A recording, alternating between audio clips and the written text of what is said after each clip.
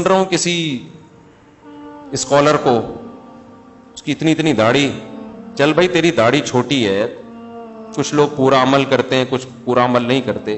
वो अपना किस्सा बयान कर रहे हैं, मुझे बयान के लिए बुलाया गया तो लोगों ने मेरी दाढ़ी पे एतराज किया। ये मजहबी स्कॉलर ने इतनी इतनी दाढ़ी रखी हुई है, तो मैंने कहा ये दाढ़ी थोड़ी पूरा इस्लाम है। फिर एक्चुअली कर करके ना दाढ़ी का बेड़ा गर्क कर दिया।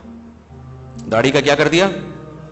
क्या मतलब इस्लाम में इतनी लंबी दाढ़ी कोई जरूरी नहीं है, ये तो उस जमाने का कल्चर था, ये तो यूं था, तो ये तो यूं था, तो दाढ़ी इतनी भी काफी है, वगैरह वगैरह दलाइल के अपनी तरफ से जैसे गामदी साहब शुरू करते हैं। मुझे ख्याल हुआ जरा भी खुदा का खौफ नहीं है, जरा भी अल्लाह का। दीन में तहरीफ इतने आराम से करता, हर टुच्चा उठ के मसले बयान कर रहा है।